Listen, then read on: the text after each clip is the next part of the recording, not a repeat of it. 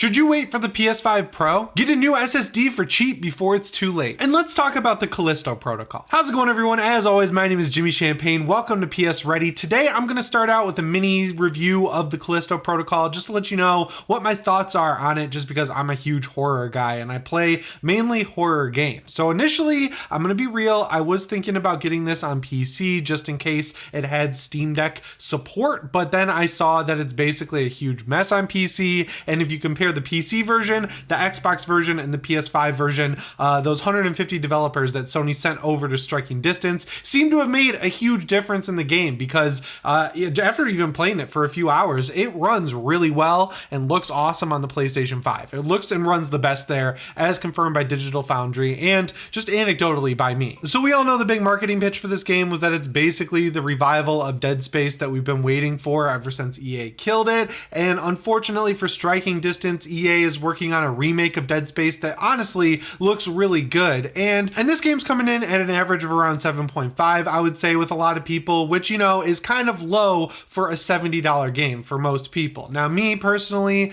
it's an 11-12 hour story-driven horror game. I love that stuff. I have no problem paying $70 for it, because I just paid $70 for The Last of Us Part 1, and I had a great time with that as well. And so far, I'm only a few hours in. I'd say about 4 hours, so about a third of the way through the game at this point. I'm really enjoying it, but I definitely agree with some of the criticisms. The biggest criticism I've seen with this game is the fact that the combat is not exactly like Dead Space, and that's not really a huge issue for a lot of people, but it was marketed as a Dead Space resurgence type of game, like a spiritual reboot of Dead Space, and the combat is totally different. I would almost say this is more of like a melee game than a ranged combat game. I have a few guns unlocked, but ammo is very scarce, and the best way to use weapons is as like a combo finisher for the melee. And the melee, it seems like it's a little complicated, but it's actually very simple. If an enemy is coming at you and they're going to swing, you just hold the left stick left or right, and your character will automatically do like a cinematic juke. It looks really cool, and you can kind of get the hang of it super quickly. For some reason, it's not clicking with people like it is with me, but I got the hang of it within a few tries. Like in the first encounter, I died about twice, I would say, but then from that point forward, I haven't died all that much, and I have a pretty good hang of this dodging mechanic. It's basically like you hold one direction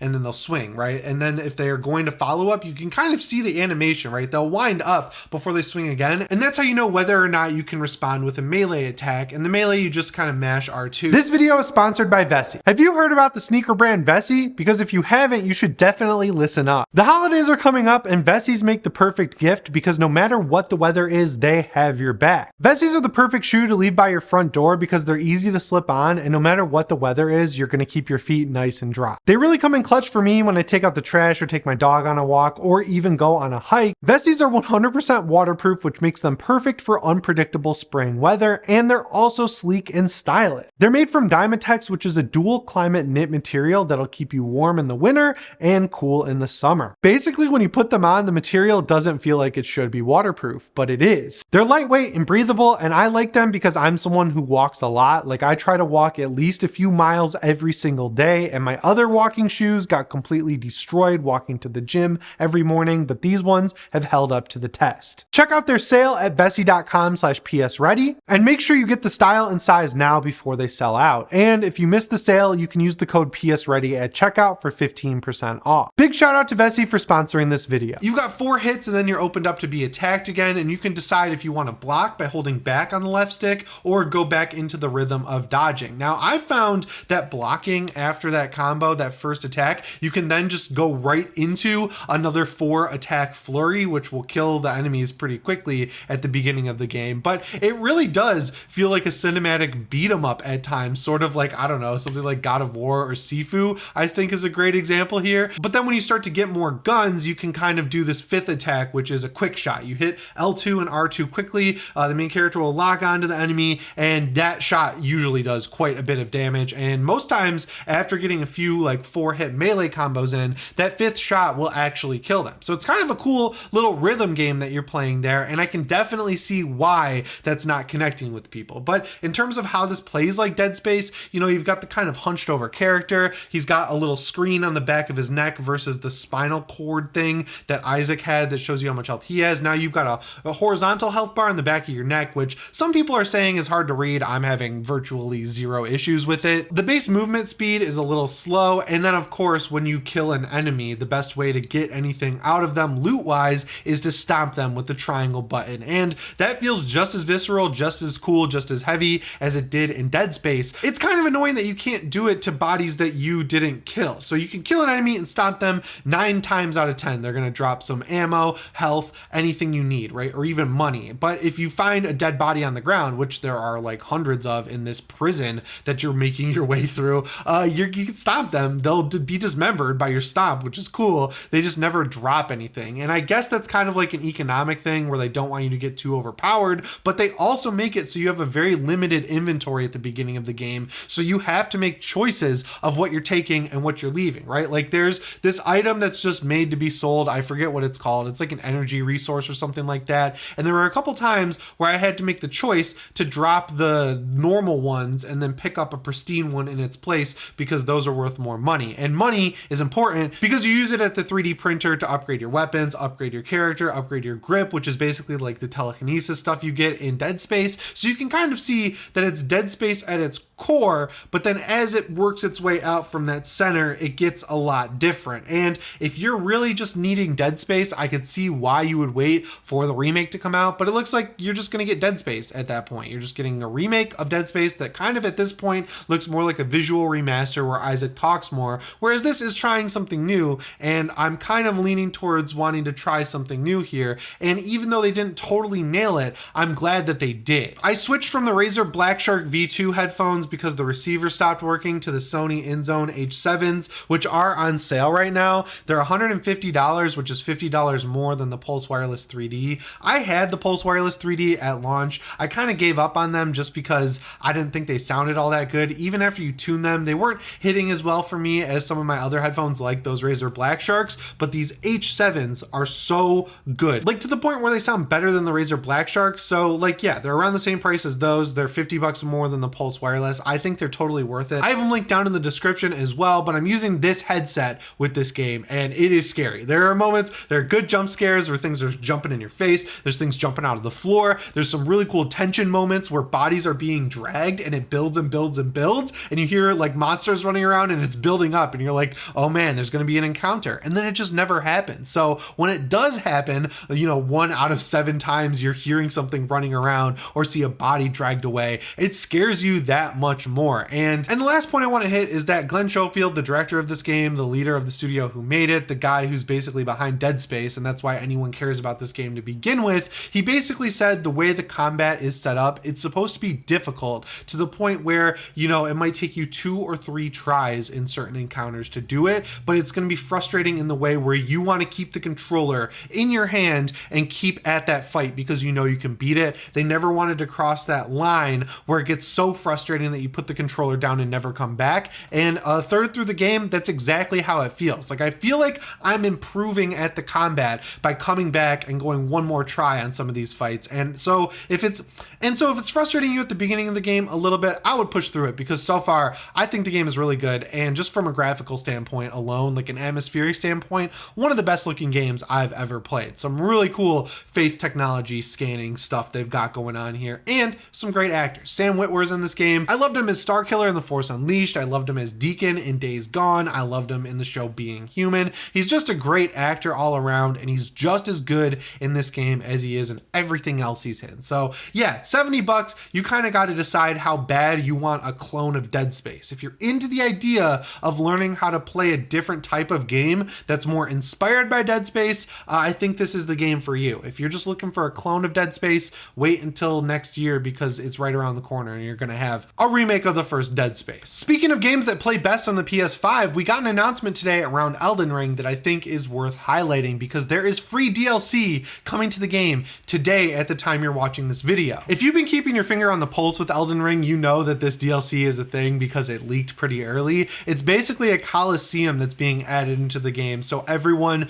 knows where to go if they want to engage with PvP. There's going to be team battles, there's going to be free-for-alls. The trailer makes it look like there's going to be some boss battles, titles, but as small as this is, it is free DLC, and it seems pretty cool because people like engaging with PvP in the Souls games, Elden Ring included. But I've seen some tweets that basically let us know that at the Game Awards this Thursday, we'll also get an announcement for a much bigger DLC that's coming in 2023 that will be paid. So we're getting this free DLC now, and then we'll get a bigger expansion later on, which is cool because I don't know if you guys still keep up with Dying Light 2, but they also just added in a Colosseum DLC that I understand is not very good, and that is one they're charging for. So while yes, Elden Ring still does have performance issues across the board no matter where you're playing it, it's nice to see them supporting it with some free DLC, because as far as I'm aware, a lot of the other Souls games have not been supported this well with completely free DLC. And I also want to let you guys know, if you're a Monster Hunter fan like I am, that Monster Hunter Rise is coming over to PS4 and PS5 on January 20th.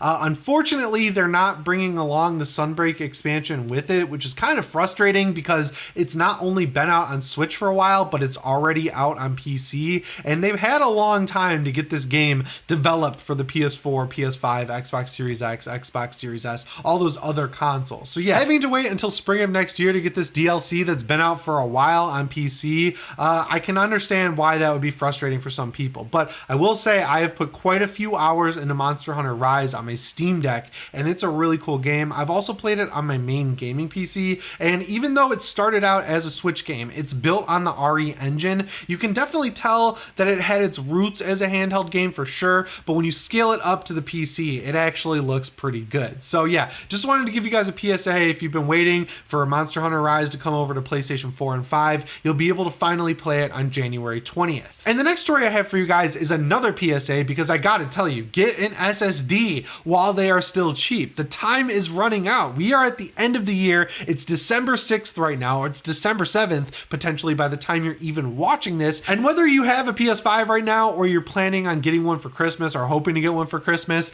beg who you gotta beg, go get one yourself. I don't care. You're going to need an SSD for your PS5. I cannot tell you how quickly that 680 gigabytes of usable storage runs out when you're looking at 150 gigabyte games like Call of Duty or NBA 2K, which are two very popular games, and you don't want to have to make these choices, right? Like, you don't want to have to choose to delete that massive game you have eating up your hard drive space just so you can patch Elden Ring or patch God of War Ragnarok, because you need that extra space on your console. And like I said, because of the holidays, a lot of these SSDs are on sale. Now, my tried and true, my ride or die SSD that is totally just stuck with me through thick and thin since I got my PS5, since I started this channel, is the Samsung 980 Pro with Heatsink. That is very important. Now, if you listened to me earlier, you can rest easy knowing you got the best deal, because that was all the way down to 190. But if you're getting one now, you're not paying that much more. Right now on Samsung's website, you can actually get the 2 terabyte version for $210. And that's an incredibly cheap price for a drive that's been selling for closer to $300 all year. I think the lowest we saw it go before the holiday season was like $270, and it kind of settled there. But once they announced the Samsung 990 Pro,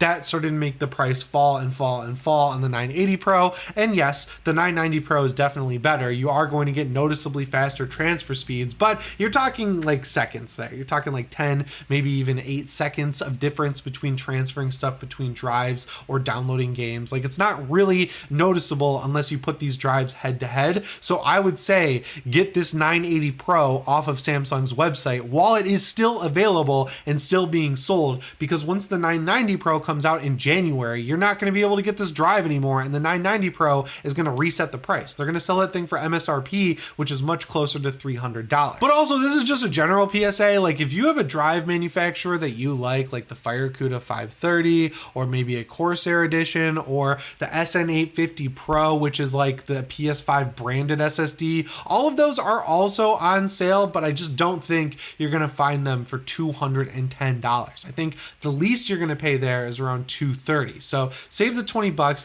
get the drive that like I've used and can definitely tell you works absolutely fine. And the last story I have for you guys today is basically answering a question I've seen come up in the comments quite a bit now that we know the PS5 Pro's dev kits are out there. People want to know, should I get a PS5 while it's available now, or should I wait till the PS5 Pro is available? I think you should get what's available now and then revisit the question down the line if and when this PS5 Pro eventually comes out, because there are a lot more reasons to get a PS5 now than there are to wait. Now that we don't have the crutch of saying you can't actually get a PS5, because at this point you can get a PS5 pretty reliably, I think the only reason to wait is because the PS5 like native game library hasn't grown all that much since launch. We've had a few games that are only released on next gen consoles like Deathloop and of course Returnal and Demon's Souls and a few other games that came out with the PS5, but as a whole, a lot of the biggest games on the PlayStation 5, like God of War Ragnarok for example, or Horizon Forbidden West or Elden Ring,